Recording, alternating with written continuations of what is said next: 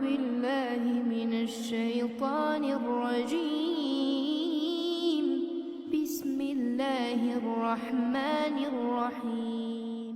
فارتقب يوم تأتي السماء بدخان مبين يغشى الناس هذا عذاب أليم.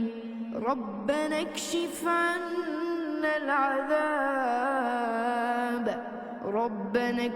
عنا العذاب إنا مؤمنون. أنى لهم الذكرى وقد جاءهم رسول مبين ثم تولوا عنه وقالوا معلم مجنون.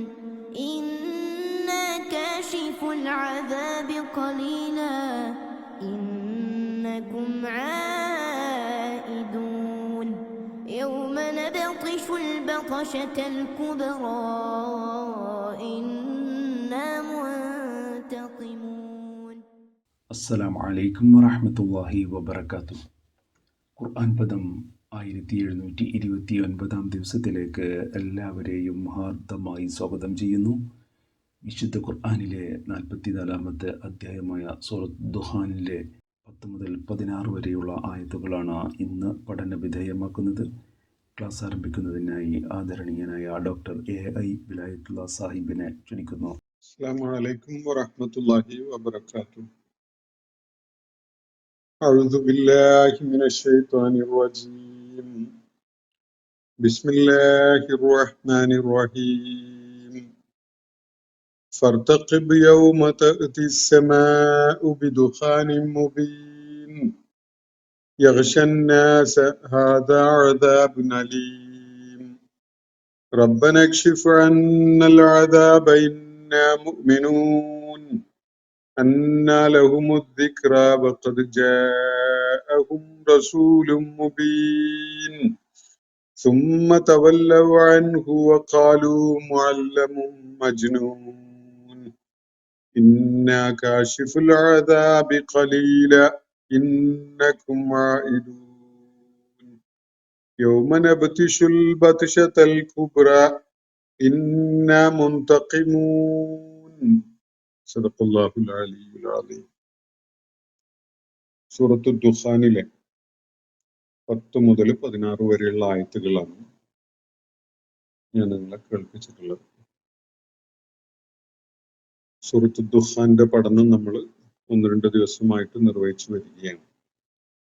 അതിനിടക്ക് കഴിഞ്ഞ ദിവസം നിങ്ങളുടെ എല്ലാവരുടെയും ശ്രദ്ധയിലേക്കായിട്ട് കൊണ്ടുവരേണ്ടിയിരുന്ന ഒരു കാര്യം ഞാൻ വിട്ടുപോയി.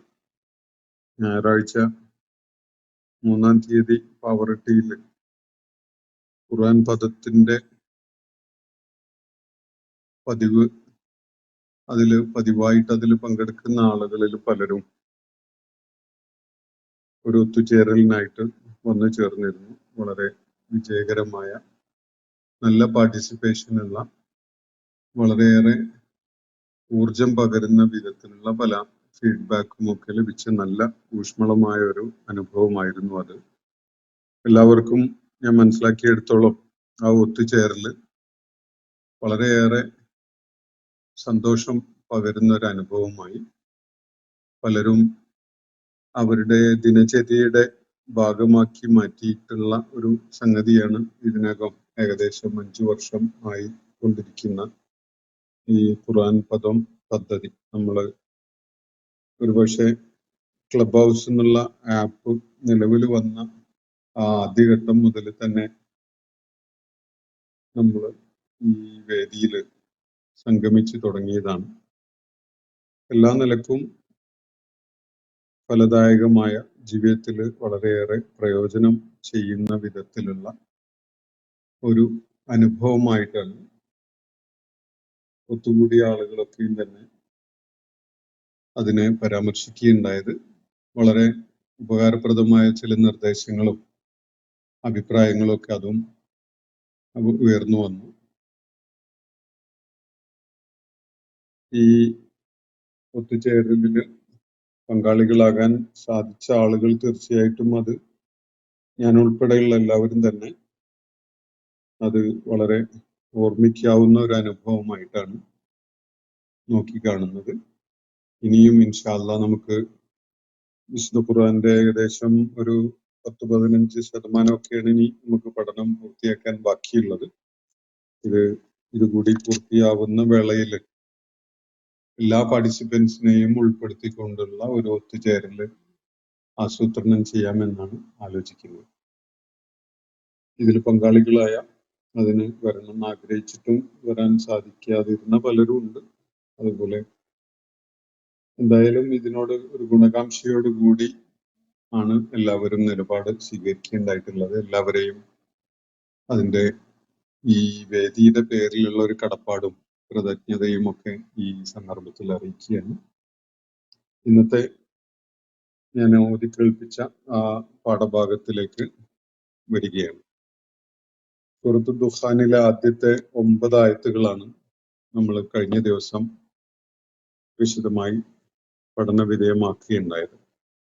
അവിടെ വിശുദ്ധ ഖുർആന്റെ ഒരു പശ്ചാത്തലത്തിൽ, അതിന്റെ അവതരണത്തിന്റെ പശ്ചാത്തലത്തിൽ മക്കയിലെ ആളുകൾ സ്വീകരിച്ചുകൊണ്ടിരിക്കുന്ന നിലപാടിനെ മുൻനിർത്തിക്കൊണ്ടാണ് ചില കാര്യങ്ങൾ അള്ളാഹു ഉയർത്തി കാണിക്കുകയുണ്ടായത്. ഇന്നലെ നമ്മൾ വായിച്ച ഭാഗത്തിന്റെ അവസാനത്തെ വാചകം ബൽഹും ഫി ശക്കി യൽഅബൂൻ, ഈ തെളിഞ്ഞ വേദഗ്രന്ഥമാണ് അവരുടെ മുന്നിൽ അവതരിപ്പിക്കപ്പെട്ടതെങ്കിലും ഏറ്റവും അനുഗ്രഹീതമായ രാത്രിയിൽ അള്ളാഹു മനുഷ്യകുലത്തിനായി നൽകിയിരിക്കുന്ന താക്കീത് അവരെ കേൾപ്പിച്ചുകൊണ്ടുള്ളതാണ്. അതെങ്കിലും ആളുകൾ സന്ദേഹത്തിലും അടിസ്ഥാനരഹിതമായ നിലപാടുകളിലുമായിട്ട് കഴിഞ്ഞുകൂടുകയാണ് എന്നാണ് അള്ളാഹു പ്രത്യേകമായി ചൂണ്ടിക്കാണിക്കുകയുണ്ടായത്. ബൽഹും ഫി ശക്കിൻ യൽഅബൂൻ, അവരുടെ സന്ദേഹങ്ങളിലായിട്ട് വിഹരിച്ചു കൊണ്ടിരിക്കുകയാണ്, അല്ലെങ്കിൽ കളിച്ചുകൊണ്ടിരിക്കുകയാണ് എന്ന് പറയാം. അവരുടെ നിലപാട് ഗൗരവമുള്ളതല്ല, കാര്യങ്ങളുടെ പ്രാധാന്യം ഉൾക്കൊണ്ടുകൊണ്ടുള്ള ഒരു നിലപാടല്ല അവർ സ്വീകരിച്ചിരിക്കുന്നത്. മറിച്ച് സംശയമാണ്, സന്ദേഹമാണ്, അടിസ്ഥാനരഹിതമായതാണ് എങ്കിൽ പോലും ഒരു നിസ്സംഗതയുള്ള, ഗൗരവമില്ലാത്ത, ഒരു കളിച്ചുല്ലസിക്കുന്ന വിധത്തിലുള്ള ഒരു നിലപാടാണ് ഈ ആളുകൾ വെച്ച് പുലർത്തുന്നത് എന്നാണ് അള്ളാഹു നമ്മൾ കഴിഞ്ഞ ദിവസം പഠന വിധേയമാക്കിയ ഭാഗത്തിന്റെ അവസാനത്തിൽ പറയുന്നത്. അതിനെ തുടർന്ന് യഥാർത്ഥത്തിൽ ആ ആശയങ്ങളുടെ ഒരു തുടർച്ച എന്നുള്ള നിലക്ക് തന്നെയാണ് ഇന്ന് ഞാൻ വായിച്ചു വെച്ച ആയത്തുകളുടെ തുടക്കം. ഫർത്തഖിബ് യൗമ തഅതി സമാഉ ബിദുഖാനിൻ മുബീൻ. ഇവിടെ അള്ളാഹു ഒരു പക്ഷേ നബി സല്ലല്ലാഹു അലൈഹി വസല്ലമയോടോ അല്ലെങ്കിൽ ഈ ഖുർആൻ ശ്രവിച്ചുകൊണ്ടിരിക്കുന്ന ആദ്യഘട്ടത്തിലെ ആളുകളോടോ മാത്രമല്ല, ഖുർആൻ പാരായണം ചെയ്യുന്ന, ഖുർആൻ അറിയാനിടയാകുന്ന സകല ആളുകളോടുമായിട്ട് അഭിസംബോധന ചെയ്തുകൊണ്ട് പറയുകയാണ്. ഫർത്തഖിബ്, അതിനാൽ കാത്തു നിന്നുകൊള്ളുക, കാത്തിരിക്കുക. യൗമ തഅതി സമാഉ ബിദുഖാനിൻ മുബീൻ, ഒരു തെളിമയുള്ള, വളരെ വ്യക്തമായും മനസ്സിലാക്കാൻ കഴിയുന്ന വിധത്തിലുള്ള ഒരു പുക പ്രത്യക്ഷപ്പെടുന്ന, ആകാശം അങ്ങനെ ഒരു പുകയെ പ്രത്യക്ഷപ്പെടുത്തുന്ന ഒരു നാളിനെ കാത്തിരുന്നു കൊള്ളുക എന്നാണ് അല്പം ഗൗരവമുള്ള താക്കീദിന്റെ സ്വരത്തിലുള്ള ഒരു നിർദ്ദേശം ഇവിടെ നൽകപ്പെടുന്നത്. ഫർത്തഖിബ് എന്നത് ഏകവചനത്തിലാണ്. അള്ളാഹു നീ കാത്തിരുന്നു കൊള്ളുക എന്നാണ് പറയുന്നത്. നബി സല്ലല്ലാഹു അലൈഹി വസല്ലമയോടും ഈ പ്രഖ്യാപനത്തിന്റെ അല്ലെങ്കിൽ ഈ നിർദ്ദേശത്തിന്റെ മുന ഉണ്ട് എന്ന് നമുക്ക് മനസ്സിലാക്കാം. നബി സല്ലല്ലാഹു അലൈഹി വസല്ലം മറ്റൊരു ആംഗിളിലാണ് അത് കാത്തിരിക്കുന്നത്. എന്നാൽ ഈ വിശുദ്ധ ഖുർആനെ സാക്ഷ്യപ്പെടുത്താൻ, സത്യപ്പെടുത്താൻ, അള്ളാഹുവിന്റെ പ്രവാചകനെ അംഗീകരിക്കാനൊന്നും കൂട്ടാക്കാതിരിക്കുന്ന ആളുകളെ സംബന്ധിച്ചിടത്തോളം ഈ താക്കീദിന്റെ മുന തീർച്ചയായിട്ടും വളരെ പ്രകടമാണ്, വ്യക്തമാണ്. അപ്പോ ഫർത്തഖിബ്, താങ്കൾ അല്ലെങ്കിൽ നീ കാത്തിരുന്നു കൊള്ളുക. ആരായാലും ഇത് നിഷേധത്തിന്റെ നിലപാട് സ്വീകരിച്ച ഈ ആളുകളുടെ ബൽഹും ഫി ശക്കി യൽഅബൂൻ എന്ന് പറഞ്ഞു കഴിഞ്ഞല്ലോ നേരത്തെ. അവരുടെ സന്ദേഹത്തിലും ആശയക്കുഴപ്പത്തിലും അടിസ്ഥാനരഹിതമായ പല ധാരണകളിലുമായിട്ട് അവരങ്ങനെ വിഹരിച്ചുകൊണ്ടിരിക്കുകയാണ് എന്ന് പറഞ്ഞു കഴിഞ്ഞു. അതിനെ തുടർന്ന് ഈ നിർദ്ദേശം നബി സല്ലല്ലാഹു അലൈഹി വസല്ലമയോടാവാം, ഇനി നേരത്തെ പരോക്ഷമായിട്ട് തേർഡ് പേഴ്സണിൽ പറഞ്ഞ കാര്യം ഇപ്പൊ നേരിട്ട് അവരോട് തന്നെ, വിശുദ്ധ ഖുർആനെ അവഗണിക്കുന്ന ആളുകളോട് തന്നെ പറയുന്ന വിധത്തിലും ആവാം. അതിനൊക്കെ സാധ്യതയുള്ള ഒരു ഓപ്പൺനെസ് ഉള്ള ഒരു ശൈലിയിലാണ് ഇക്കാര്യം പറയുന്നത്. ഫർതഖിബ് യൗമ തഅതി സ്സമാഉ ബിദുഖാനിൻ മുബീൻ. ഇവിടുത്തെ വിഷയം ആകാശം വളരെ വ്യക്തതയുള്ള പുകയെ പ്രത്യക്ഷപ്പെടുത്തുന്ന നാളിനെ കാത്തിരുന്നുകൊള്ളുക എന്നാണല്ലോ പറയുന്നത്. ആകാശത്ത് പുകപടലം പ്രകടമാവുക എന്നത് ഒരു അന്തരീക്ഷത്തിൽ മുഴുവനായിട്ട് അവഗണിക്കാൻ പറ്റാത്ത വിധത്തില് അങ്ങനെ ഒരു സംഗതി ഉണ്ട് എന്നത് പ്രത്യേകമായിട്ട് എല്ലാവരുടെയും മൂർത്തമായ ഒരു അനുഭവമായി മാറുന്ന വിധത്തിൽ പുക പ്രത്യക്ഷപ്പെടുന്ന ഒരു കാര്യമാണ് ഇവിടെ പറയുന്നത്. സാധാരണഗതിയിൽ നമ്മൾ അങ്ങനെ ആകാശത്തില് പുക പ്രത്യക്ഷപ്പെടുന്നത് കാണുന്നില്ല.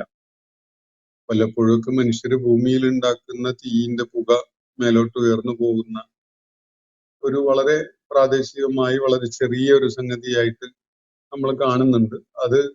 അതുപോലെ ഇപ്പോ വലിയ വ്യവസായങ്ങളൊക്കെ ഉള്ള ഇടങ്ങളിൽ ഇൻഡസ്ട്രിയൽ സ്മോക്ക് മേലോട്ട് ഉയർന്നു പോകുന്നതൊക്കെ ഉണ്ടാവും. പക്ഷെ ആകാശത്തെ ഒന്നാകെ നിറയ്ക്കുന്ന വിധത്തിലുള്ള ഒരു പുകയുടെ സാന്നിധ്യം, അങ്ങനെ ഒരു നാളിനെ പ്രതീക്ഷിച്ചു കൊള്ളുക, കാത്തിരുന്നു കൊള്ളുക എന്നാണ് ഇവിടെ പറയുന്നത്.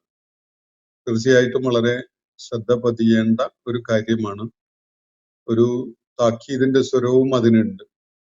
അപ്പോ വരാനിരിക്കുന്ന ഒരു കാലഘട്ടത്തിൽ എപ്പോഴോ ഇങ്ങനെ ആകാശത്തില് പുക നിറയുന്ന ഒരു സമയം വരാനിരിക്കുന്നു എന്ന ഒരു ബേസിക് ഫാക്ട് നമുക്ക് ഈ ആയത്ത് വെളിപ്പെടുത്തി തരുന്നുണ്ട്. അതിന്റെ വിശദാംശങ്ങളിലേക്ക് നമുക്ക് വീണ്ടും വരാം. ഫർതഖിബ് യൗമ തഅതി സ്സമാഉ ബിദുഖാനിൻ മുബീൻ.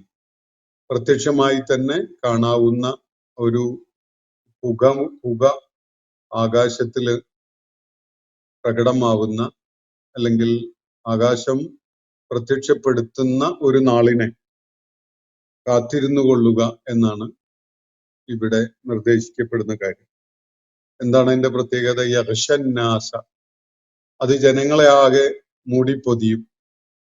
ആ പുക ആകാശത്തില് പ്രത്യക്ഷപ്പെടുന്ന അല്ലെങ്കിൽ ആകാശം പ്രത്യക്ഷപ്പെടുത്തുന്ന ആ പുക, ഇവിടെ ഭാഷാഘടന പരമായിട്ട് യൗമ തഅതി സ്സമാഉ എന്നാണ് പറഞ്ഞിട്ടുള്ളത്. ആകാശം കൊണ്ടുവരുന്ന എന്നാണ് ഈ പുകയെ പരാമർശിച്ചുകൊണ്ട് പറയുന്നത്. അവഗണിക്കാൻ പറ്റാത്ത വിധത്തിലുള്ള ഒരു പുകയുടെ സാന്നിധ്യം ആകാശം പ്രത്യക്ഷപ്പെടുത്തും, അല്ലെങ്കിൽ ആകാശം അങ്ങനെ ഒരു പുകയെ അവിടെ കൊണ്ടുവരും. ഇതാണല്ലോ പറയുന്നത്. അപ്പൊ ആകാശം വെളിപ്പെടുത്തുന്ന, ആകാശം പ്രത്യക്ഷപ്പെടുത്തുന്ന ആ പുക അനുഭവപ്പെടുന്ന ആ നാളിനെ കാത്തിരുന്നു കൊള്ളുക. യഗ്ഷന്നാസ, അത് ജനങ്ങളെ ഒന്നാകെയായിട്ട് മൂടിപ്പൊതിയും. ഖശിയ എന്ന് പറഞ്ഞാൽ ഒരു ഓബ്ജക്റ്റിനെ ആകെ റാപ്പപ്പ് ചെയ്യുന്ന വിധത്തില് ഒന്നാകെ മൂടിപ്പൊതിയുന്ന ഒരു സംഗതിയെയാണ് സൂചിപ്പിക്കുക. പലപ്പോഴും തിരമാലകള് ഒരു ആളെയോ കപ്പലോ പോലെയുള്ള സംഗതിയോ അല്ലെങ്കിൽ കരയെയോ ഒക്കെ ഒന്നാകെ ആവരണം ചെയ്ത് മൂടിപ്പൊതിയുന്ന ഒരു കാര്യമൊക്കെ സൂചിപ്പിക്കാനാണ് ഈ പദം ഉപയോഗിക്കാറുള്ളത്. അപ്പോ യഗ്ഷന്നാസ, ഈ ദുഖാൻ, ആകാശം പ്രത്യക്ഷപ്പെടുത്തുന്ന ആ ദുഖാൻ ജനങ്ങളെ ഒന്നാകെയായിട്ട് മൂടിപ്പൊതിയും ആ നാളിൽ. ഹാദാ അദാബുൻ അലീം, ജനങ്ങളുടെ പ്രതികരണം ഇതിനോടുള്ളത് അള്ളാഹു ഇവിടെ വെളിപ്പെടുത്തുകയാണ്. അത് ഹാദാ അദാബുൻ അലീം എന്നാണ്. വേദനയേറിയ, വളരെ പ്രയാസകരമായ ഒരു ശിക്ഷ തന്നെയാണല്ലോ ഇത് എന്നാണ് അവരതിനോട് പ്രതികരിച്ചുകൊണ്ട് പറയാം. ഹാദാ അദാബുൻ അലീം, ഇത് വല്ലാത്ത പ്രയാസം ഉണ്ടാക്കുന്ന, നോവേറിയ അല്ലെങ്കിൽ വേദന അനുഭവിപ്പിക്കുന്ന ഒരു ശിക്ഷയാണല്ലോ എന്നാണ് അവര് വിലപിച്ചുകൊണ്ട് ആ ഘട്ടത്തിൽ പറയുന്നത്. ഇത് ആര് പറയുന്നു, എപ്പോ പറയുന്നു, എങ്ങനെ പറയുന്നു എന്നൊന്നും ഇവിടെ സൂചിപ്പിക്കുന്നില്ല. വിശുദ്ധ ഖുർആന്റെ അത്യസാധാരണമായ ഒരു ശൈലിയുടെ ഭാഗമാണിത്. വലിയ വ്യാഖ്യാനത്തിന് സാധ്യതയുള്ള വിധത്തിലാണ് പല കാര്യങ്ങളും, പ്രത്യേകിച്ച് ഈ അന്ത്യ നാള് അല്ലെങ്കിൽ ഉയർത്തെഴുന്നേൽപ്പ് ഒക്കെയായി ബന്ധപ്പെട്ടുകൊണ്ടുള്ള കാര്യങ്ങളുമായി റിലേറ്റഡ് ആയ സംഗതികൾ ഖുർആൻ പരാമർശിക്കുന്നത് കാണാം. അതാ അദാബുൻ അലീം എന്ന് പറയുന്നത് അള്ളാഹു ആകാം. ഈ പുകപടലങ്ങള് ആകാശത്തിൽ നിറഞ്ഞുകൊണ്ട് ജനങ്ങളെ അത് ആവരണം ചെയ്യുന്ന ആ ഘട്ടത്തില്, അത് അനുഭവിക്കുന്ന ആ ഘട്ടത്തിൽ ആളുകൾ പരസ്പരം പറയുന്നതാവാം. അങ്ങനെ ഒരുപാട് സാധ്യതകൾ അതിനുണ്ട്. ആരാണ് പറയുന്നത് എന്നത് ഇവിടെ വ്യക്തമാക്കപ്പെടാതെ അത് വായനക്കാരൻ ഊഹിച്ച് മനസ്സിലാക്കിയെടുക്കട്ടെ എന്ന നിലക്ക് വിട്ടതായിട്ട് കാണാം. അപ്പൊ യഗ്ഷന്നാസ, ആ ദുഹാൻ ജനങ്ങളെ ആകെ ആവരണം ചെയ്യുന്നു, ജനങ്ങളെ മൂടി പൊതിയുന്നു. അതാ അദാബുൻ അലീം എന്നാണ് ആ ഘട്ടത്തിൽ നമുക്ക് അങ്ങനെ മനസ്സിലാക്കാം. ആ ഘട്ടത്തില് അവരുടെ പ്രതികരണമായിട്ട് വരുന്നത് ഒരു വിലാപത്തിന്റെ സ്വരമാണ്. ഇത് വല്ലാത്ത നോവേറിയ, പ്രയാസകരമായ, വേദനയേറിയ ഒരു ശിക്ഷ തന്നെയാണല്ലോ എന്ന ഒരു വിലപിക്കലാണ് അവരിൽ നിന്ന് ഉയരുന്നത്. റബ്ബനക്ഷിഫ് അന്നൽ അദാബ, എന്നിട്ട് ആ ഘട്ടത്തിൽ അവര് പറയുന്ന, തുടർന്ന് ഒരു തിരിച്ചറിവോടുകൂടി പറയുന്ന ഒരു കാര്യമാണ് റബ്ബനക്ഷിഫ് അന്നൽ അദാബ, ഞങ്ങളുടെ നാഥ, നീ ഞങ്ങളെ ഈ അദാബിൽ നിന്ന് മുക്തരാക്കണമേ, ഈ അദാബ് ഞങ്ങളിൽ നിന്ന് നീ നീക്കി തരണമേ എന്നാണ് ആ ഘട്ടത്തില് അതിന്റെ ഗൗരവം ഉൾക്കൊണ്ട് അതില് വിലപിക്കുന്നവരായിക്കൊണ്ട് അവർ പറയുക. റബ്ബനക്ഷിഫ് അന്നൽ അദാബ, അള്ളാഹുവിനെ തങ്ങളുടെ റബ്ബായി കണ്ടുകൊണ്ട് അംഗീകരിച്ചുകൊണ്ട് അവനെ അഭിസംബോധന ചെയ്യുന്നതിനൊന്നും അവർക്ക് യാതൊരു മടിയുമില്ല. ഘട്ടത്തിൽ ആ ഒരു കാര്യത്തിലാണ് ഇത്രയും കാലം അവര് ശാഠ്യം കാണിച്ചുകൊണ്ട് നിന്നതും, പ്രവാചകനെ തിരസ്കരിച്ചതും, ദൈവിക വേദഗ്രന്ഥത്തെ തള്ളിക്കളഞ്ഞതും ഒക്കെ തന്നെ.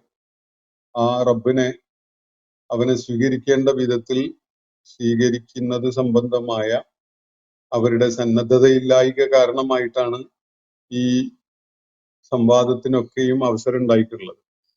എന്നാൽ ഈ ഘട്ടത്തില് ഈ ആകാശം വളരെ ശ്രദ്ധേയമായ വിധത്തിൽ തന്നെ ഒരു പുക പ്രത്യക്ഷപ്പെടുത്തുന്ന ആ നാളിൽ അവർക്കത് ഭീതിജനകമായ ഒരു അനുഭവമായിട്ട്, വേദന ഉളവാക്കുന്ന ഒരു ശിക്ഷയായിട്ട് അനുഭവപ്പെടുകയാണ്. അപ്പൊ അവര് വിലപിച്ചുകൊണ്ട് പറയുന്നത്, ഒന്നാമത് തിരിച്ചറിഞ്ഞുകൊണ്ട് പറയുന്നത് ഹാദാ അദാബുൻ അലീം എന്നാണ്. ഇത് അവഗണിക്കാൻ പറ്റാത്ത, വേദനയുളവാക്കുന്ന ഒരു ശിക്ഷ തന്നെയാണല്ലോ എന്നത് അവർ ഏറ്റുപറയുന്നുണ്ട്. അതിനെ തുടർന്ന് ഒരു തിരിച്ചറിവോടെ അവർ അള്ളാഹുവിനോട് ആവശ്യപ്പെടുകയാണ്, റബ്ബനക്ഷിഫ് അന്നൽ അദാബ, അള്ളാഹുവെ നീ ഞങ്ങളെ ഈ അദാബിൽ നിന്ന് രക്ഷപ്പെടുത്തണമേ, ഈ അദാബ് ഞങ്ങളിൽ നിന്ന് നീ നീക്കി തരണമേ എന്നാണ് അവർ ആവശ്യപ്പെടുന്നത്. ഇന്നാ മുഅ്മിനൂൻ, ഞങ്ങള് വിശ്വസിക്കാൻ സന്നദ്ധരാണ്, ഞങ്ങൾ വിശ്വാസികളാണ് എന്നാണ് അവർ അതിനോട് ചേർത്ത് പറയുന്നത്. അപ്പൊ വിശ്വാസമായിരുന്നു അവരുടെ മുന്നിലുണ്ടായിരുന്ന സന്നദ്ധതയില്ലായ്കയുടെ ഒരു ഏറ്റവും പ്രധാനമായ ഒരു തലം. വിശ്വസിക്കാൻ കൂട്ടാക്കാതിരുന്നതാണ് വിഷയം. അവര് പ്രവാചകനെ ഉൾക്കൊള്ളാൻ സന്നദ്ധരാവാതിരുന്നതാണ് കാര്യം.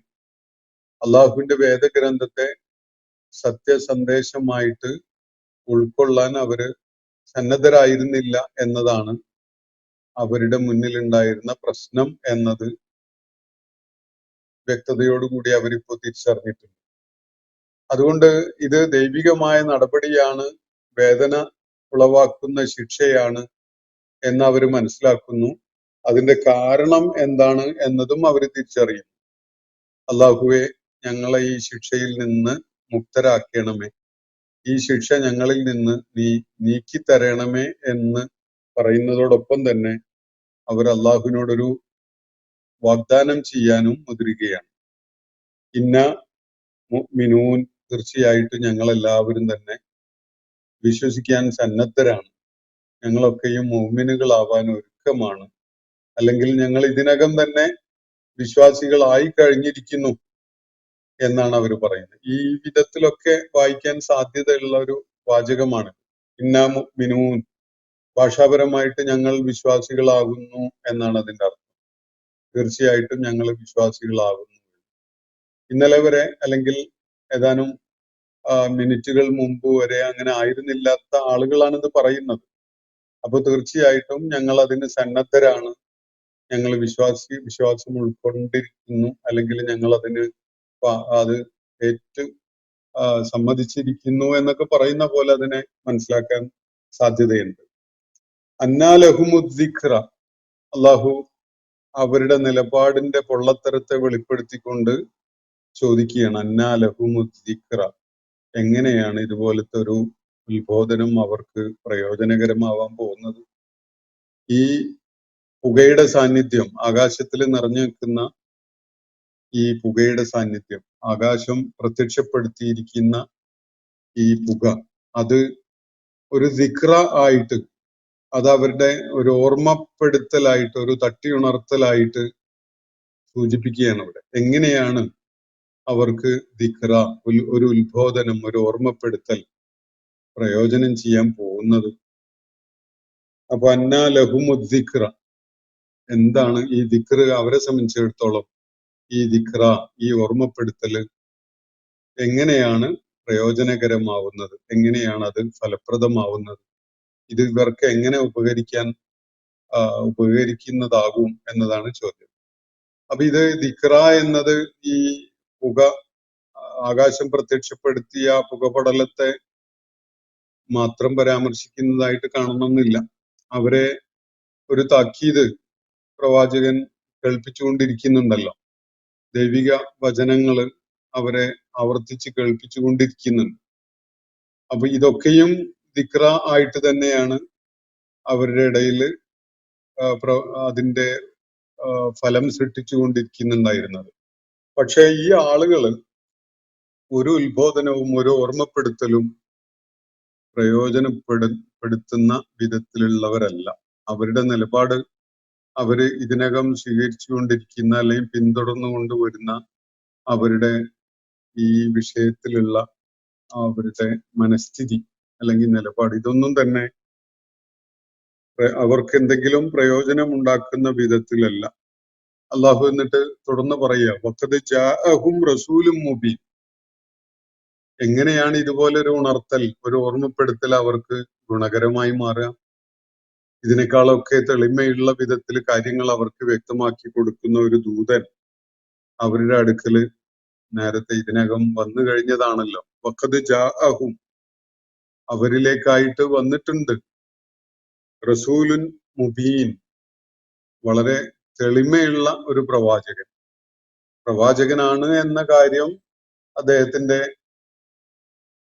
വ്യക്തിത്വത്തിൽ നിന്ന്, അദ്ദേഹത്തിന്റെ സംസാരത്തിൽ നിന്ന്, അദ്ദേഹത്തിന്റെ നടപടിക്രമങ്ങളിൽ നിന്ന് ഒക്കെ വ്യക്തമാവുന്ന വിധത്തിലാണുള്ളത്. പ്രവാചകൻ എന്ന ഒരു റോളിലല്ലായിരുന്നു അദ്ദേഹം എങ്കിൽ ഇതുപോലെയുള്ള ഒരു വ്യക്തിത്വത്തിന്റെ ഉടമയൊന്നുമായി അദ്ദേഹം അവർക്കിടയിൽ ഉണ്ടാകുമായിരുന്നില്ല. യഥാർത്ഥത്തിൽ ഏറ്റവും ഉത്തമമായ മാതൃകയായിട്ട്, ഏറ്റവും ഉത്തമമായ മാർഗത്തിലേക്ക് ജനങ്ങളെ പ്രേരിപ്പിക്കുന്ന ഒരാളായിട്ട് അദ്ദേഹം അവർക്കിടയിൽ നിലകൊള്ളുന്നു എന്നത് തന്നെ ആ ഇരുണ്ട കാലഘട്ടത്തില്, ആ പ്രതീക്ഷക്ക് യാതൊരു ഇടവും ഉണ്ടായിരുന്നില്ലാത്ത ഒരു ചരിത്രഘട്ടത്തില് അങ്ങനെ ഒരു വ്യക്തി ദൈവിക പ്രവാചകനായിട്ട് ആ ദൗത്യം നിർവഹിക്കാൻ വേണ്ടി നിയോഗിക്കപ്പെട്ട ഒരാളായിരുന്നില്ലെങ്കിൽ, അങ്ങനെ ഒരാള് ആ ഇരുളടഞ്ഞ ഒരു കാലത്ത് ഉണ്ടാകുമായിരുന്നില്ല എന്നത് തന്നെയാണ് വ്യക്തമായിട്ട് മനസ്സിലാക്കാൻ സാധിക്കുക. അതുകൊണ്ട് ഈ വന്നിരിക്കുന്ന, അവരിലേക്ക് നിയോഗിക്കപ്പെട്ട് എത്തിയിരിക്കുന്ന ഈ വ്യക്തി പ്രവാചകൻ തന്നെയാണ് എന്നത് മനസ്സിലാക്കാൻ ആ ഇരുട്ടുകുത്തിയ കാലത്ത് ഒരു പ്രയാസവും ഉണ്ടായിരുന്നില്ല. മാത്രവുമല്ല, അദ്ദേഹം വേറൊരു നിലക്കും മുബീനാണ്, റസൂലും മുബീനാണ്. അതെന്താന്ന് പറഞ്ഞാൽ അദ്ദേഹം ജനങ്ങളെ നയിക്കുന്നത്, ജനങ്ങളെ തെളിക്കുന്നത് ഏറ്റവും തെളിമയുള്ള ഒരു പാതയിലേക്കാണ്. അദ്ദേഹം പഠിപ്പിക്കുന്നത്, ജനങ്ങളെ നയിച്ചു കൊണ്ടുപോകുന്നത് എന്തെങ്കിലും വിധത്തിലുള്ള അവ്യക്തതയോ അല്ലെങ്കിൽ ആശയക്കുഴപ്പമോ അടിസ്ഥാനരഹിതമായ, യുക്തിരഹിതമായ, ചിന്താശൂന്യമായ ഒരു കാര്യത്തിലേക്കൊന്നുമല്ല. വളരെ വ്യക്തമായും മനുഷ്യന്റെ സ്വാഭാവികമായ യുക്തിബോധത്തിന് ഏറ്റവും തൃപ്തികരമായ വിധത്തില് ഉൾക്കൊള്ളാൻ കഴിയുന്ന ഒരു മാർഗത്തിലേക്കാണ് അദ്ദേഹം ജനങ്ങളെ ക്ഷണിക്കുന്നത്. അപ്പൊ ഈ രണ്ട് നിലക്കും അദ്ദേഹം റസൂലും മുബീനാണ്. ഒന്ന്, അദ്ദേഹം പ്രവാചകനാണ്, റസൂലാണ് എന്നത് തിരിച്ചറിയാൻ അദ്ദേഹത്തിന്റെ വ്യക്തിത്വവും അദ്ദേഹത്തിന്റെ നടപടികളും അദ്ദേഹത്തിന്റെ ഇടപെടലുകളും ഒക്കെ തന്നെ ധാരാളം മതിയായതാണ്. വളരെ വ്യക്തമായിട്ടും അദ്ദേഹം ആ കാലഘട്ടത്തില് അവരിൽ നിന്നൊക്കെ വേറിട്ട് നിൽക്കുന്ന ഒരു വ്യക്തിത്വത്തിന്റെ ഉടമയായിരുന്നു. മറ്റൊരാൾക്കും അദ്ദേഹത്തിനോട് തുലനം ചെയ്യാവുന്ന വിധത്തിലുള്ള ഒരു വ്യക്തിത്വം ആ കാലഘട്ടത്തിൽ ഉണ്ടായിരുന്നില്ല. ചരിത്രത്തിൽ ആ ഘട്ടത്തില് അങ്ങനെ മനുഷ്യരാശിയോട് ഇത്രയേറെ ഗുണകാംക്ഷയോടുകൂടി, ഇത്രയേറെ കരുതലോടുകൂടി സംവദിച്ചു കൊണ്ടിരിക്കുന്ന ഒരു വ്യക്തി, ഇത്രയുമേറെ ആത്മാർത്ഥതയും സത്യസന്ധതയും കാണിച്ചുകൊണ്ട് ഇടപഴകിക്കൊണ്ടിരിക്കുന്ന ഒരാൾ ആ കാലഘട്ടത്തിൽ വേറെ ഉണ്ടായിരുന്നില്ല. അതുകൊണ്ട് തന്നെ ഈ വ്യക്തിയെ തിരിച്ചറിയുക എന്നത് യാതൊരു പ്രയാസമുള്ള സംഗതിയല്ല. തെളിമയുള്ള പ്രവാചകൻ തന്നെയാണ് അദ്ദേഹം. അതേപോലെ അദ്ദേഹം പഠിപ്പിക്കുന്ന കാര്യവും വളരെ തെളിമയുള്ളതും യുക്തിക്ക് നിരക്കുന്നതും ഏറ്റവും സത്യസന്ധമായതും സത്യാധിഷ്ഠിതമായതും ഒക്കെയാണ് എന്നതാണ് വസ്തുത. അങ്ങനെ ഒരു പ്രവാചകൻ ഇവരിലേക്ക് വരികയുണ്ടായിട്ടുമുണ്ടല്ലോ. എന്നിട്ടും ഇത്തരം ഉത്ബോധനങ്ങൾ ഇവർക്ക് എവിടുന്ന് പ്രയോജനപ്പെടാൻ? കാരണം ഇതിന്റെ പ്രശ്നം പ്രവാചകൻ തികവാർന്നവനാകാത്തത് കൊണ്ടല്ല.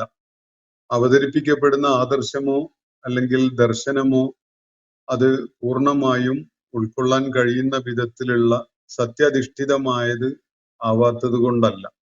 മറിച്ച് ഈ ആളുകൾ അവരുടെ നിലപാടുകളുടെ വക്രത കാരണമായിട്ട് അവർക്ക് അത് സ്വീകരിക്കാൻ, ഉൾക്കൊള്ളാൻ, പിന്തുടരാൻ പറ്റാതെയാവുകയാണ് എന്നതാണ് വസ്തുത. അപ്പൊ ഈ ആളുകള് ഈ ദുഹാൻ പ്രത്യക്ഷപ്പെടുകയും അത് അവർക്ക് വളരെ പ്രകടമായി തന്നെ ഒരു വേദനയേറിയ ശിക്ഷയാണെന്ന് ബോധ്യപ്പെടുകയും ചെയ്ത ആ ഘട്ടത്തില് അവര് പറയുന്നത്, ഞങ്ങളെ ഈ ശിക്ഷയിൽ നിന്ന് നീ മോചിപ്പിക്കണമേ, ഈ ശിക്ഷ ഞങ്ങളിൽ നിന്നൊന്ന് നീക്കി തരണമേ എന്നാണ്. അങ്ങനെ പറയുന്ന ആളുകള് പക്ഷേ ഉടനെ അവരുടെ നിലപാടിൽ വീണ്ടും മാറ്റം ഉണ്ടാവുന്നത് അള്ളാഹു ചൂണ്ടിക്കാണിക്കുകയാണ്. ഇവരുടെ അടിസ്ഥാനപരമായ അവരുടെ മനോഘടന ഇത് സത്യസന്ധമായി സന്തോഷപൂർവം ബുദ്ധിപൂർവകമായി അംഗീകരിച്ചുകൊണ്ട് സ്വീകരിക്കുക എന്നുള്ളതല്ല. അവർക്ക് തൽക്കാലം ആ ദുഹാനൊന്ന് നീങ്ങിക്കിട്ടണം. അവർക്ക് ആ ശിക്ഷയാണ് എന്ന് ബോധ്യപ്പെട്ട് കഴിഞ്ഞിട്ടുള്ള ആ ദുരിതത്തിൽ നിന്നൊന്ന് മുക്തരാകണം. അതിനുവേണ്ടി അവർ അള്ളാഹുവിനോട് ആവശ്യപ്പെടുക മാത്രമാണ് ചെയ്യുന്നത്. തുടർന്ന് അവരുടെ ഞങ്ങൾ വിശ്വസിച്ചോളാം എന്നൊക്കെ അവർ പ്രഖ്യാപിച്ചു കഴിഞ്ഞു. ഇന്നാ മുഅ്മിനൂൻ എന്നൊക്കെ പറഞ്ഞുവെങ്കിലും വളരെ വൈകാതെ തന്നെ അവര് പ്രകടമാക്കുന്ന അവരുടെ നിലപാട് ഇതാണ്. സുമ്മ തവല്ലൗ അൻഹു. പിന്നെ അവര് അദ്ദേഹത്തിൽ നിന്ന് തിരിഞ്ഞു പോയി കളഞ്ഞു. വഖാലു മുഅല്ലമുൻ മജ്നൂൻ.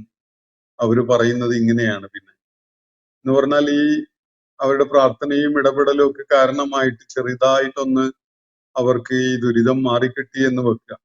അങ്ങനെയാണെങ്കിൽ അവര് പിന്തിരിഞ്ഞു പോയി കളയുന്നതും പിന്നെ ഇതുവരെ എടുത്ത നിലപാടുകളൊക്കെ തള്ളിക്കളയുന്ന വിധത്തിലൊരു സംസാരം നടത്തുന്നതുമാണ് നമുക്ക് കാണാൻ പറ്റുന്നത്. എന്താണ് അവർ പറയുന്നത്? പ്രവാചകനിൽ നിന്ന് തിരിഞ്ഞു പോയി കളയാണ് അവര് പിന്നെ ചെയ്യുന്നത്. അവർ ഇന്നാ മുഅ്മിനൂൻ എന്നൊക്കെ പറഞ്ഞുവെങ്കിലും ആ പ്രസ്താവന, ആ പ്രഖ്യാപനം പ്രയോഗത്തിൽ കൊണ്ടുവരാനോ അത് സത്യസന്ധമായിട്ട് നിർവഹിച്ച ഒരു സന്നദ്ധത പ്രകടിപ്പിക്കലാണ് എന്നത് തെളിയിക്കാനൊന്നും അവര് സന്നദ്ധായില്ല. മറിച്ച് അവര് തവല്ലൗ പിന്തിരിഞ്ഞു പൊയ്ക്കളയുകയാണ് അൻഹു അദ്ദേഹത്തിൽ നിന്ന്. എന്നിട്ട് വഖാലു അപ്പുറത്ത് പോയിട്ട് അവർ പറയുന്ന കാര്യം എന്താണ്? മുഅല്ലമുൻ മജ്നൂൻ, ഇത് ആരോ പരിശീലിപ്പിച്ചു വിട്ട ഒരു പിരാന്തൻ തന്നെയാണ്. ഇതാണ് അവർ പറഞ്ഞത്. ആരോ പ്രത്യേകമായിട്ട് ചില കാര്യങ്ങളൊക്കെ മനഃപ്പാഠം പഠിപ്പിച്ച് അങ്ങനെ പറഞ്ഞു വിട്ട ഒരു പിരാന്തനാണ് ഇയാള് എന്നാണ് അവരുടെ പ്രതികരണം. മുഅല്ലമുൻ മജ്നൂൻ, മുഅല്ലം എന്ന് പറഞ്ഞ പഠിപ്പിക്കപ്പെട്ടവൻ എന്നാണ്, മജ്നൂൻ എന്ന് പറഞ്ഞ ഭ്രാന്തൻ. അപ്പോ ചില ശ്ലോകങ്ങളോ വാക്യങ്ങളോ ഒക്കെ പ്രത്യേകം സന്ദർഭം നോക്കി പറഞ്ഞ് ജനങ്ങളെ കേൾപ്പിക്കാൻ വേണ്ടി പരിശീലനം നൽകപ്പെട്ട് പറഞ്ഞയക്കപ്പെട്ട ഒരുത്തനാണ്. ഒരു മന്ദബുദ്ധിയാണ് ഇയാള്. ഇയാൾക്ക് പ്രത്യേകിച്ച് ഒന്നും പറയാനൊന്നുമില്ല. ഇയാളൊരു എന്താ പറയുക, ഒരു പാവം ശുദ്ധൻ, നിരുപദ്രവകാരിയായ ഒരു ശുദ്ധൻ ഒക്കെ ആയിട്ട്. പക്ഷെ ഇയാളെ പ്രത്യേകം ആരോ പരിശീലനമൊക്കെ കൊടുത്തു വിട്ടിരിക്കുകയാണ്. ഇന്ന കാര്യങ്ങൾ അവരെ കേൾപ്പിക്കണം, അപ്പൊ അവരുടെ പ്രതികരണം ഇങ്ങനെയൊക്കെ ആവുമ്പോൾ അവരോട് ഇങ്ങനെയൊക്കെ പറയണം എന്ന വിധത്തില് പറഞ്ഞ് പഠിപ്പിച്ച് പരിശീലിപ്പിച്ച് സ്വന്തമായിട്ടൊന്നും പറയാനോ അല്ലെങ്കിൽ നിലപാടെടുക്കാനോ ഒന്നും കഴിയാത്ത ഒരു ഖുദ്ദൂസായ ഒരാളാണ് ഇയാള് എന്നാണ് ഇവിടെ സൂചിപ്പിക്കുന്നത്. ഇവര് മാറി നിന്ന് പറയുന്ന ഒരു അഭിപ്രായം പിന്നെ അതാണ്. ഇന്നാ മുഅ്മിനൂൻ എന്നൊക്കെ പറഞ്ഞ ആളുകള് പക്ഷെ ഈ പ്രശ്നം എന്നൊരു ലേശം നീങ്ങിക്കിട്ടി എന്ന് കാണുമ്പോൾ അവരുടെ ഒരു നിലപാട് ഇങ്ങനെയാണ്. അപ്പൊ ഇതില് അള്ളാഹു അവരെ ഈ ഒരു കാര്യത്തിന് മുൻനിർത്തിക്കൊണ്ട് തന്നെ അവരെ ശരിക്കും എക്സ്പോസ് ചെയ്തുകൊണ്ടാണ് പറയുന്നത്. സുമ്മ തവല്ലൗ അൻഹു, പിന്നെ അവരിൽ നിന്ന്, അദ്ദേഹത്തിൽ നിന്ന് അവര് പിന്തിരിഞ്ഞു പൊയ്ക്കളയുകയും വഖാലു, ഇങ്ങനെ പറയുകയുമാണ് ചെയ്തത്. മുഅല്ലമുൻ മജ്നൂൻ, പഠിപ്പിച്ചു വിട്ട, പരിശീലിപ്പിക്കപ്പെട്ട് പറഞ്ഞയക്കപ്പെട്ടിട്ടുള്ള ഒരു ഭ്രാന്തനാണ് ഇയാൾ എന്നാണ് നബി സല്ലല്ലാഹു അലൈഹി വസല്ലമയെ പരാമർശിച്ചുകൊണ്ട് അവർ പറയുകയുണ്ടായത്.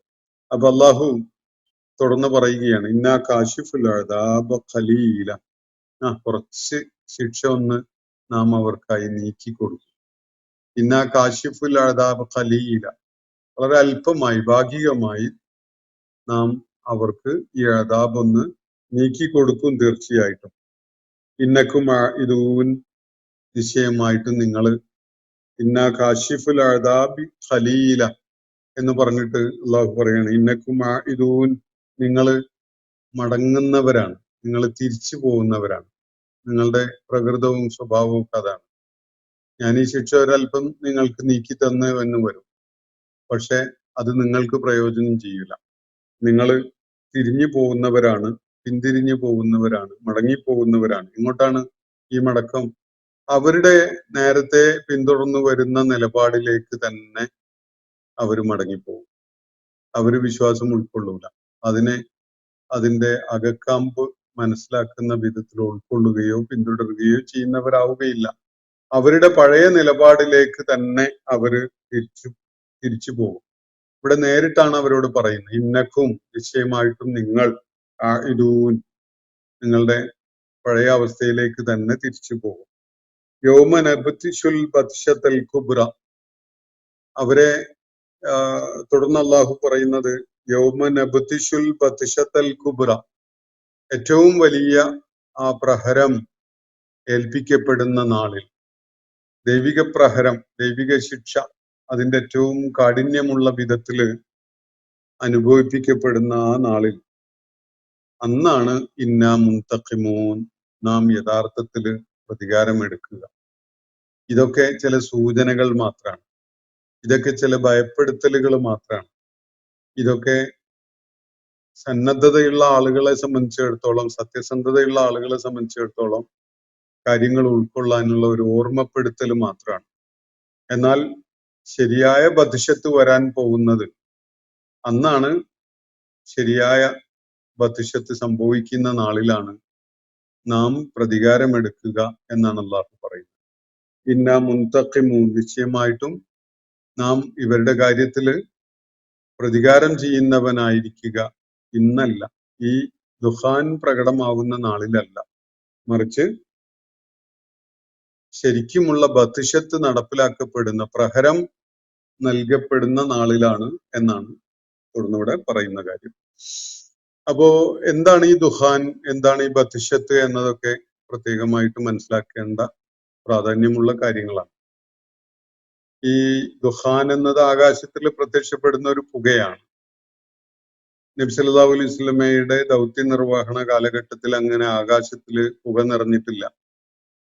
സാധാരണ പോലെയുള്ള ചില മനുഷ്യര് ഭൂമിയിൽ ഉണ്ടാക്കുന്ന പുകപടലങ്ങള് ആകാശത്തിലേക്ക് ഉയരുന്ന ഒരു കാഴ്ചയൊക്കെ എല്ലാവരും എല്ലായ്പ്പോഴും ഒക്കെ കണ്ടുകൊണ്ടിരിക്കുന്ന പോലെ ഉണ്ടായിരുന്നു എന്നതല്ലാതെ ആകാശം ദുഹാൻ പ്രത്യക്ഷപ്പെടുത്തുന്ന, അതുപോലെ ഈ ദുഹാൻ മുഴുവൻ മനുഷ്യരെയും മൂടിപ്പൊതിയുന്ന ഒരു അവസ്ഥ, അതൊരു ഗ്ലോബലായ സ്മോക്കി കണ്ടീഷൻ ഉണ്ടാവുന്ന ഒരു അവസ്ഥ നബി സല്ലല്ലാഹു അലൈഹി വസല്ലമയുടെ ദൗത്യ നിർവഹണ കാലത്ത് ഉണ്ടായിട്ടില്ല. ഇത് ലോകാന്ത്യവുമായി ബന്ധപ്പെട്ടുകൊണ്ടുള്ള ഒരു ലക്ഷണം പ്രകടമാവലാണ് എന്നാണ് ഹദീസുകളിൽ നിന്ന് മനസ്സിലാക്കാൻ പറ്റുന്നത്. ഒരു വളരെ പ്രസിദ്ധമായ ഹദീസ് സൂചിപ്പിക്കുന്നത് 10 ലക്ഷണങ്ങൾ ഒന്നിനു പുറകെ ഒന്നായി ആ ക്രമത്തില് പ്രത്യക്ഷപ്പെടുന്നതിന് മുമ്പായി ലോകാന്ത്യം സംഭവിക്കുകയില്ല എന്നാണ് ആ ഹദീസ് വ്യക്തമാക്കുന്നത്. അപ്പോ ഈ 10 ലക്ഷണങ്ങൾ ആ ഹദീസില് പറയുന്നത്, അതില് ഒന്നാമത്തേത് സൂര്യൻ പടിഞ്ഞാറ് നിന്ന് ഉദിക്കുന്ന ഒരു കാര്യമാണ്. ഞാൻ ഇതിന്റെ ഒന്നും വിശദാംശങ്ങളിലേക്ക് ഇപ്പോ പോകാൻ ഉദ്ദേശിക്കുന്നില്ല. രണ്ടാമത്തേത് ഈ ആകാശം പുകപടലങ്ങളെ പ്രത്യക്ഷപ്പെടുത്തുന്ന, മനുഷ്യരെ ആകെ മൂടിപ്പൊതിയുന്ന ഒരു പുകപടലം ആകാശത്തിൽ പ്രത്യക്ഷപ്പെടുന്ന ഒരു സംഭവമാണ്. മൂന്നാമത്തേത് ദാബത്തുൽ അർള് പ്രത്യക്ഷപ്പെടുന്ന ഒരു കാര്യമാണ്. നാലാമത്തേത് യജൂജ് മഅജൂജ് പ്രത്യക്ഷപ്പെടുന്ന ഒരു സംഗതിയാണ്. അഞ്ചാമത്തേത് ഈസ ഇബ്നു മറിയം അലൈഹിസ്സലാം അദ്ദേഹത്തിന്റെ ഭൂമിയിലേക്കുള്ള തിരിച്ചുവരവ് നടത്തുന്ന അവരോഹണം എന്ന പേരിൽ അറിയപ്പെടുന്ന ആ സംഗതിയാണ്. പിന്നെ തുടർന്നുള്ളത് അറേബ്യയെ സംബന്ധിച്ചിടത്തോളം അതിന്റെ കിഴക്ക് ഭാഗത്തും പടിഞ്ഞാറ് ഭാഗത്തും അതുപോലെ ജസീറത്തുൽ അറബിലും ഒക്കെ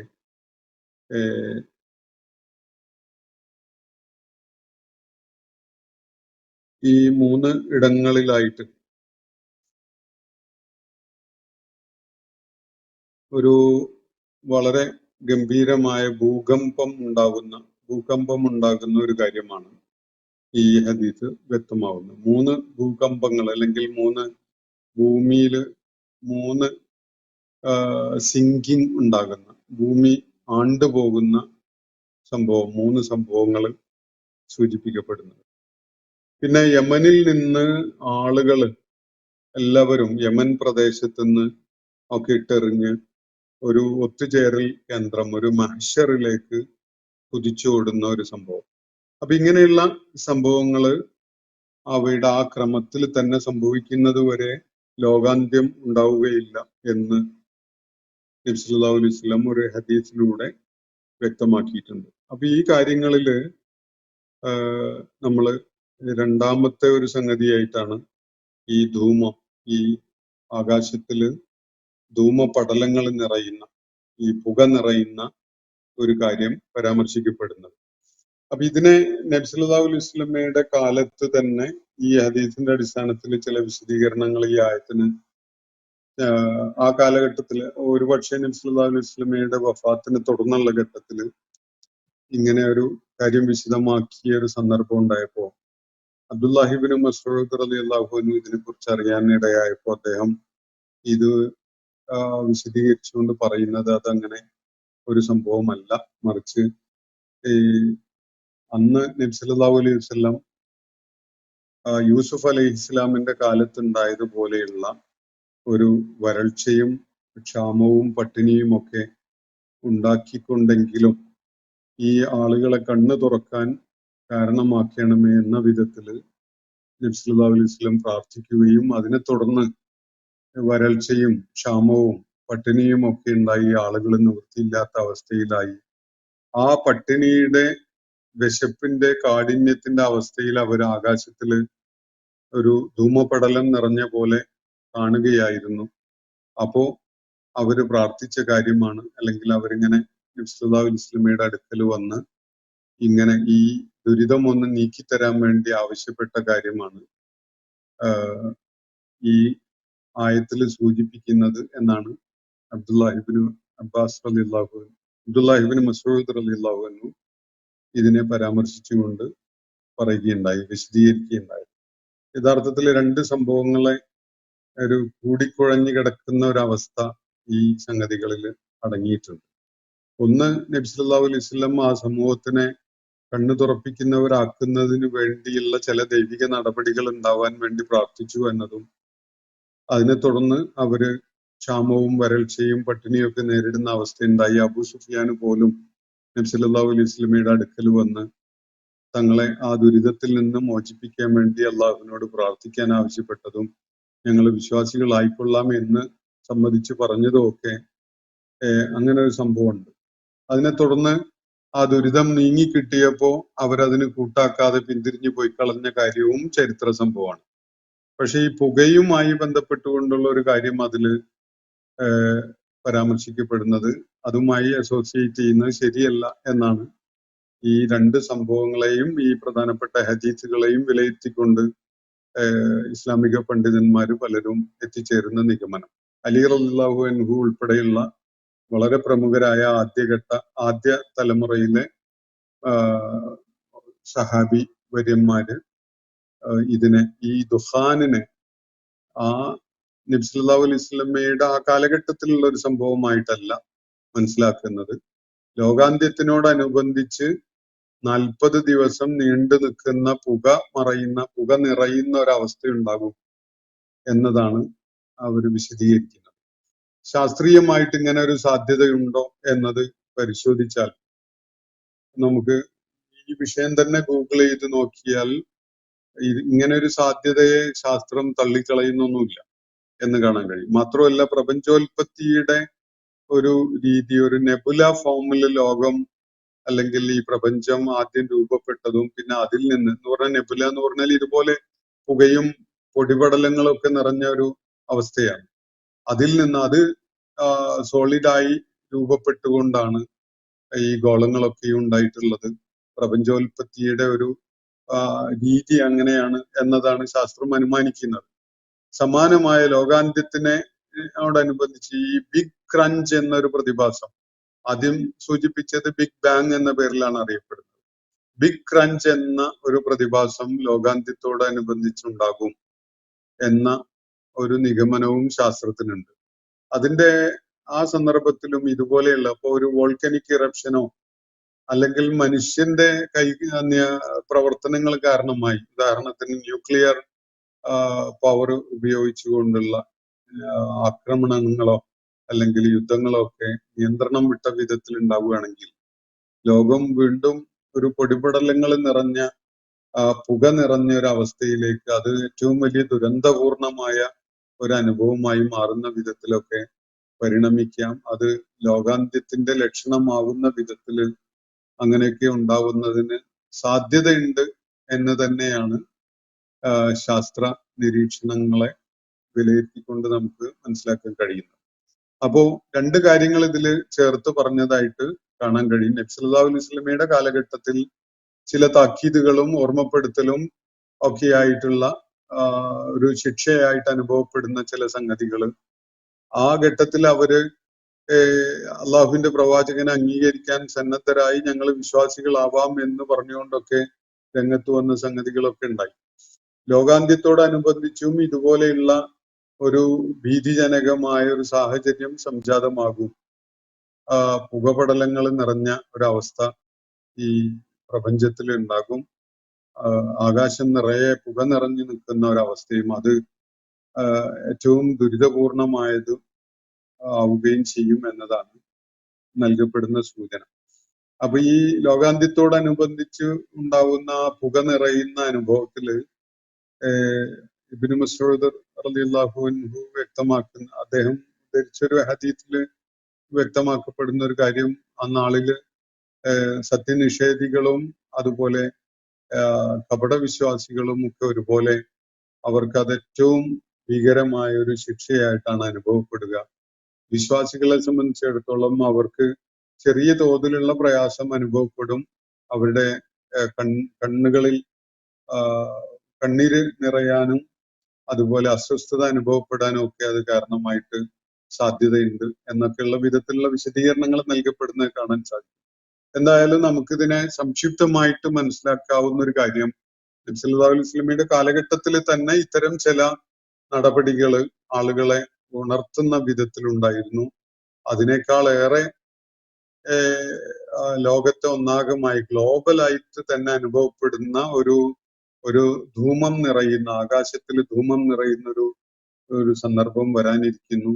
അതിനെ തുടർന്നാണ് ലോകാന്ത്യത്തിന്റെ സമയം ആഗതമാവുക. ആ ലോകാന്ത്യ സമയമാണ്, സാഴത്തിന്റെ സമയമാണ് ഇവിടെ ബത്തിഷത്തായിട്ട് പരാമർശിക്കപ്പെട്ടത് എന്നതാണ് മനസ്സിലാക്കാൻ പറ്റുന്ന ഒരു കാര്യം. ഈ ബത്തിഷത്തിനെ ഈ മക്കയിലെ ആ നാളുകൾ പിന്നിട്ട് ഖുറൈശികളും ഇസ്ലാമിന്റെ വിരോധികളായി രംഗത്ത് വന്ന ആളുകളൊക്കെ തന്നെ നേരിട്ട ഏറ്റവും വലിയ ഒരു തിരിച്ചടിയായിട്ട് അവർക്ക് അനുഭവപ്പെട്ട ബദറിലെ അവരുടെ പരാജയം, അതാണ് ബത്തിഷത്ത് എന്ന് വിശദീകരിക്കുന്ന ആളുകളും ഉണ്ട്. പക്ഷെ അള്ളാഹുവിന്റെ കൃത്യമായ അല്ലെങ്കിൽ വളരെ വ്യാപ്തിയുള്ള വിധത്തിലുള്ള നടപടിയായിട്ട് വരും നമ്മളതിനെ മനസ്സിലാക്കുമ്പോൾ അത് ലോകാന്ത്യത്തിനോടനുബന്ധിച്ചുണ്ടാവുന്ന അനുഭവങ്ങളായിട്ട് മനസ്സിലാക്കുന്നതാണ് കൂടുതൽ ഉചിതമായിട്ടുള്ളത്. ഈ ധൂമം എന്ന പ്രതിഭാസം ഹദീസ് കൊണ്ട് തന്നെ സ്ഥിരപ്പെട്ട ഒരു ലോകാന്ത്യത്തെ അടയാളപ്പെടുത്തുന്ന ഒരു ലക്ഷണമായിട്ട് മനസ്സിലാക്കുന്നതാണ് കൂടുതൽ ചേർച്ചയുള്ളത് അല്ലെങ്കിൽ ശരിയായത് എന്നാണ് ഞാൻ മനസ്സിലാക്കുന്നത്. ഇന്നത്തെ സെഷൻ ഞാൻ ഇവിടെ അവസാനിപ്പിക്കുകയാണ്. വാഹുദാവാന അനിൽ അൽഹംദുലില്ലാഹി റബ്ബിൽ ആലമീൻ. അസ്സലാമു അലൈക്കും വറഹ്മത്തുള്ളാഹി വബറകാതുഹു. ഇന്നത്തെ ഖുർആൻ പദം ഇവിടെ സമാപിക്കുന്നു. ഖുർആൻ പഠനത്തിൽ പങ്കെടുത്ത എല്ലാവർക്കും അല്ലാഹു അർഹമായ പ്രതിഫലം നൽകി അനുഗ്രഹിക്കട്ടെ. വആഖിർ ദഅവാന അനിൽ അൽഹംദുലില്ലാഹി റബ്ബിൽ ആലമീൻ. അസ്സലാമു അലൈക്കും വറഹ്മത്തുള്ളാഹി വബറകാതുഹു.